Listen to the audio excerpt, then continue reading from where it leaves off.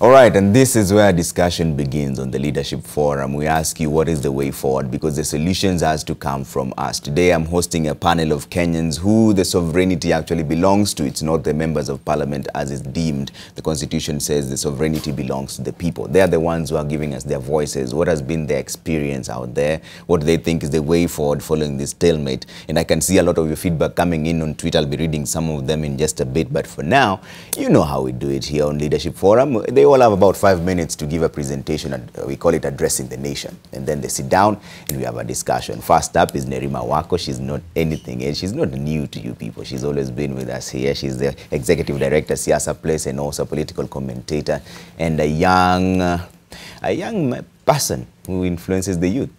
Nerima, your time starts now.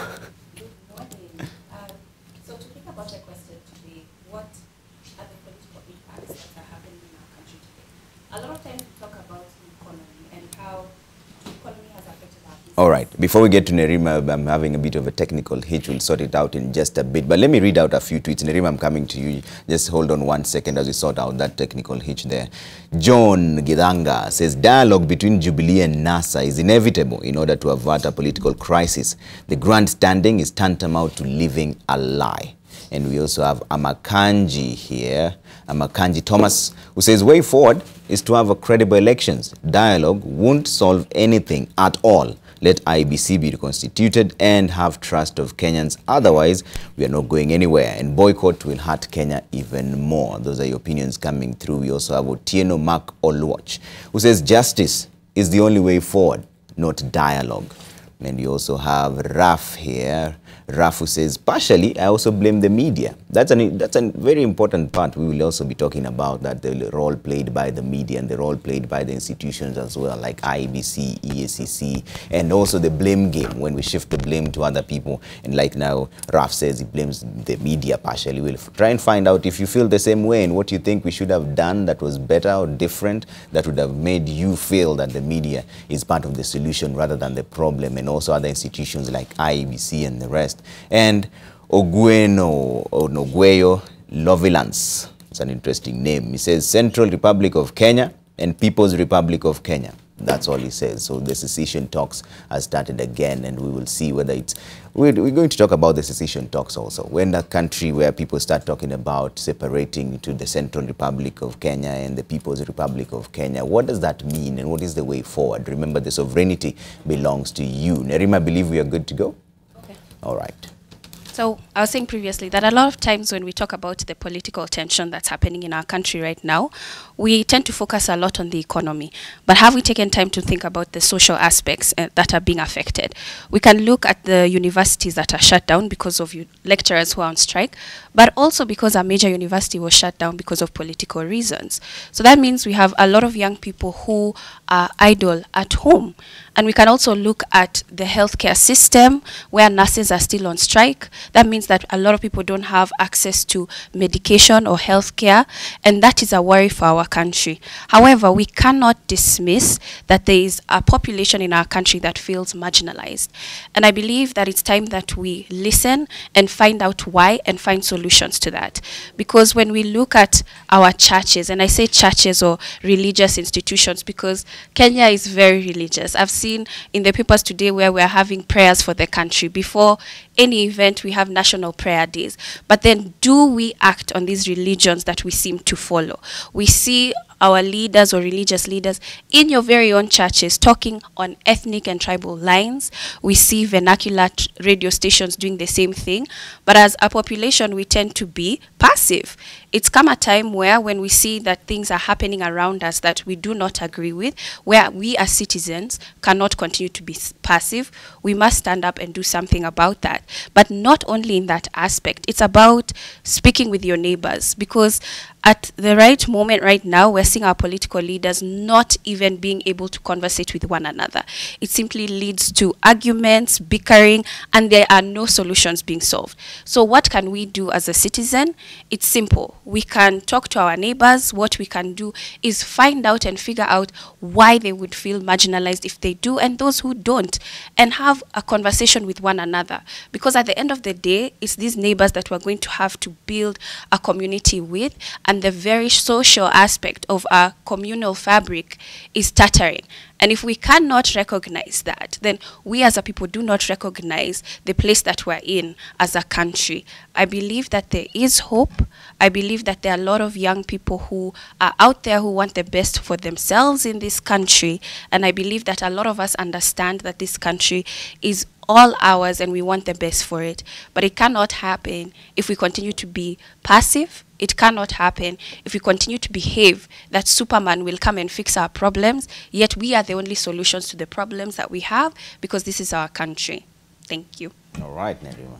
Thanks for making time. That's 2.5 minutes. And as Tony Shangai takes over the podium, Tony Shangai is a CEO, Axoft Solutions, and also a corporate trainer. He's going to speak to us for the next 5 minutes. And even before that, Yusuf Abdi says, which elections are we talking about? There were no elections. NTV is trying hard to push the let's move on narrative. I'd like to make that very clear that that is not what we're trying to do. We are trying to say we are where we are right now. What are the solutions? Nobody's asking anyone to do anything. And it is that sort of blame game that we're also going to talk about here. And like I mentioned earlier on the Leadership Forum, we have a very open discussion. If you send me an offensive tweet, I will actually read it out and call out your name as well. All right, Tony Ichangai, CEO, Axoft Solutions and corporate trainer. Your time starts now. Thank you, Trevor, and thank you for having me in your show. I think the question should be, what exactly are Kenyans looking for in terms of political solutions, social solutions, and even the economic solutions that we have.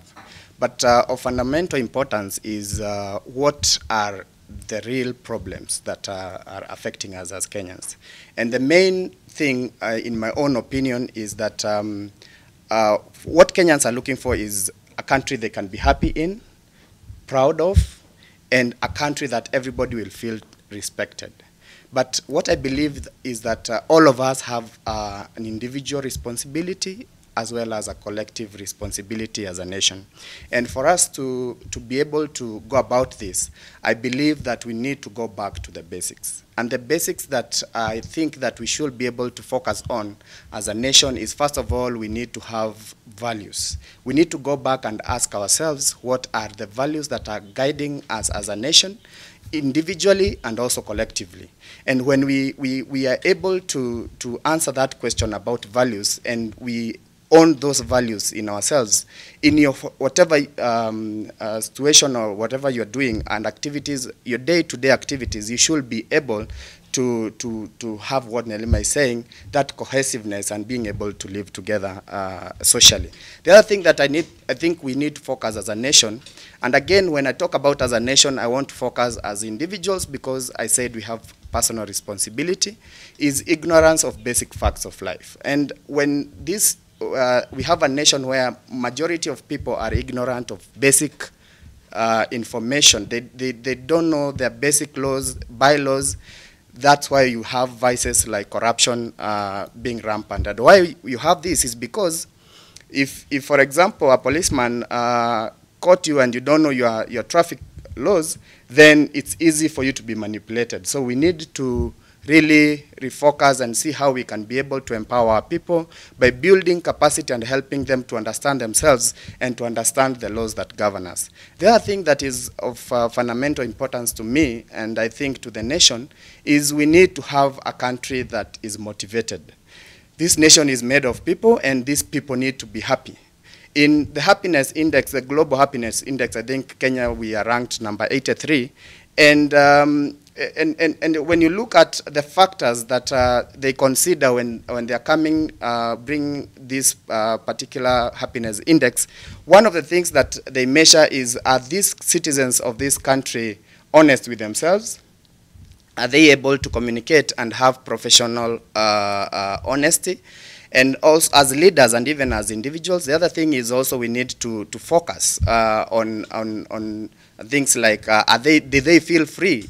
Is the freedom really being felt by people? And when we focus on these basics, then these are the big things that we want to achieve as a nation will be able, because I think what we are lacking is that social basic fabric that should be able to hold us together. Thank you very much, Trevor. All right, thanks. Tony Ichangai there, 3 minutes, 20 seconds. He's a CEO, Axoft Solutions, and also a corporate trainer, very widely involved with all these issues, dealing with the youth and also business. And we'll be talking to him about the experience he's had as a young business person, what has been the impact to him personally. And next is Dominic K. George, a psychologist and also a youth leader.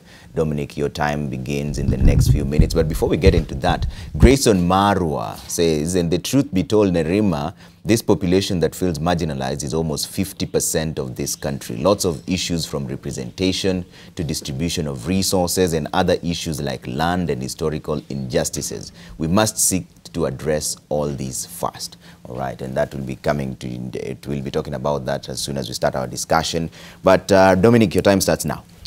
Thank you, Trevor, for having me on your show. So I think we already have the context of the issues that are affecting our nation right now. And I do feel that this is not maybe the time to go over it because my friend Ichangai and Madam Nerima have already said them. But I would want to say a few things, what I feel should be the way forward. The first thing that I feel is that we need to humanize the conversation in Kenya. When we talk about the economy, we talk about the constitution, we talk about the law, we talk about political parties, we talk about politicians. We are talking as if there are no persons behind these institutions, behind these whatever the positions that they hold. We talk as if they are abstract things. And I feel that we need to humanize them. A good example is when we lost a number of people due to the after-election and violence, one of officials in the country said, we have lost just a few people.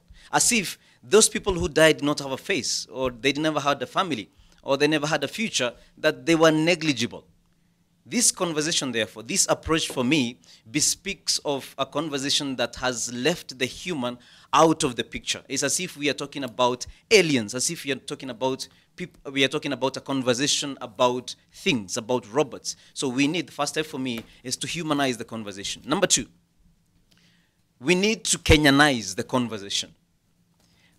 If you look at the conversation that we have been having, it has gone to the region. It is our region versus that region.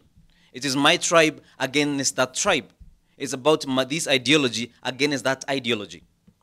The first step for me, therefore, is to Kenyanize this conversation. Imagine you are in a boat that is 1 kilometer long, and one person tells you, you know what, from where you are, one end, the other side of the boat, there is a hole, and the boat is sinking. And what do you say? Ah, well, because I'm 1 kilometer away, that hole does not affect me.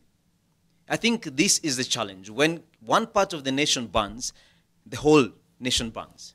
When I feel that one part of the country, people are losing their lives, I should be in a position to feel that Kenya is losing this position. So Kenyanization of the process. So humanization, the second part is the Kenyanization.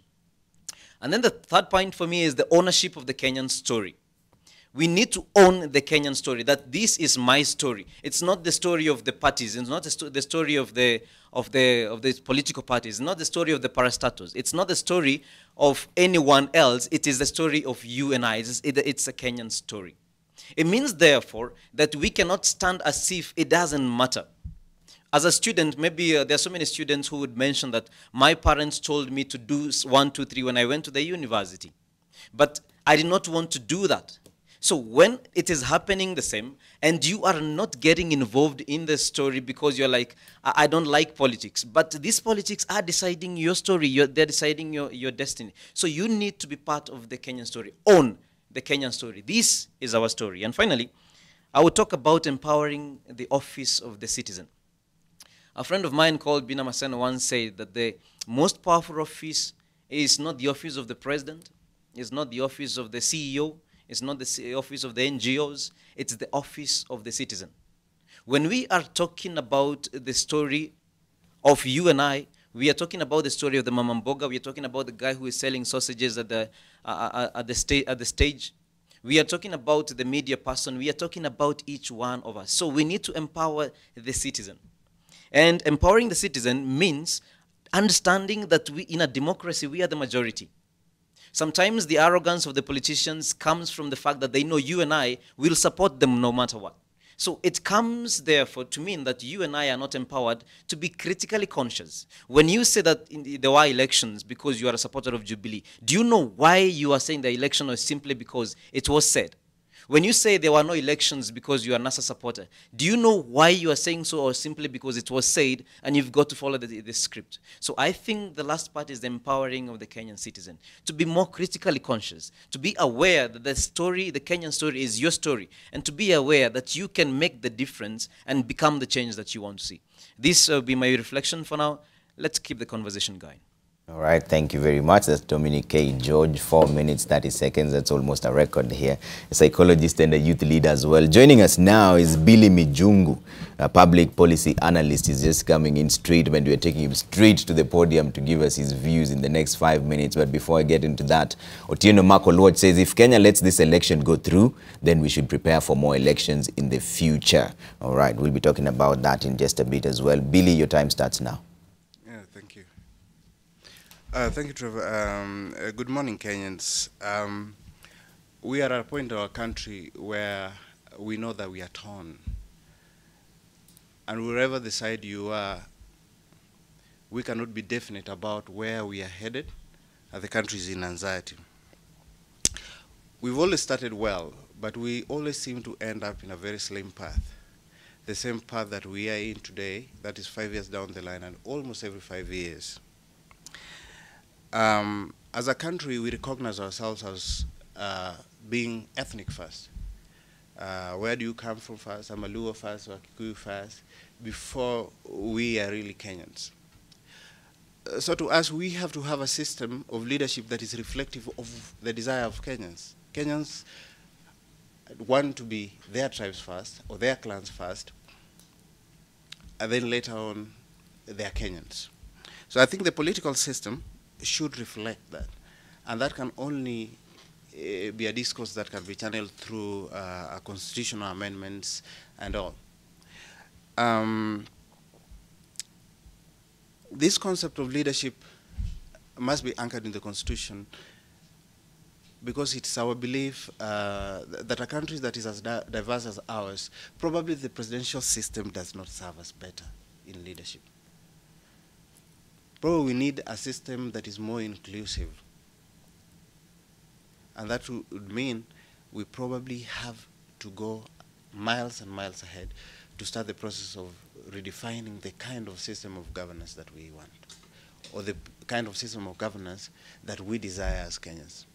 So the conversation about the structure of government, and I would like to be more political about it, because this is the basis of life, is for us to change how we govern ourselves so that we be more inclusive. And let us not forget that because we have devolution, we must also cascade the same system of governance down to the grassroots. Because at the grassroots, what is done at the national level is much reflective at the counties.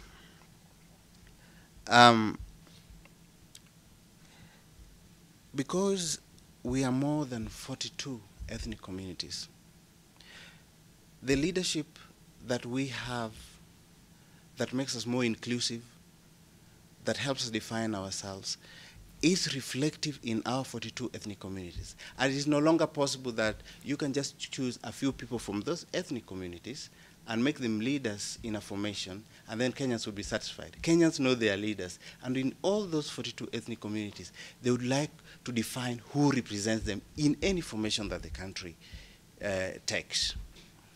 So you can no longer, and this can be seen in the last 5 years, the way things have been done, that it doesn't matter whether you have somebody in government who comes from which ethnic community, there will still not be the regional balance, because Kenyans want to see the person who leads them daily as the person who sits there.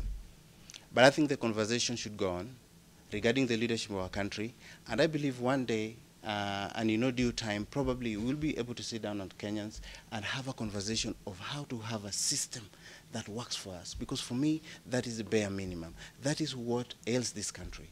5 years every day, every 5 years cannot be a problem to our country all the time. We have to desire how to change it. I think I would end well. I think God bless you and God bless you. All right, thanks, Billy. That's Billy Mijungu, public policy analyst. We're taking a short break here on Leadership Forum. We're now going to sit down and discuss all the issues coming through. And of course, we'll invite you as well. I see a lot of your feedback on social media, on a light touch here. Sir Gabriel Frederick says, Tony Shanghai and John Buddy resemble. They must have come from one great grandfather. Take it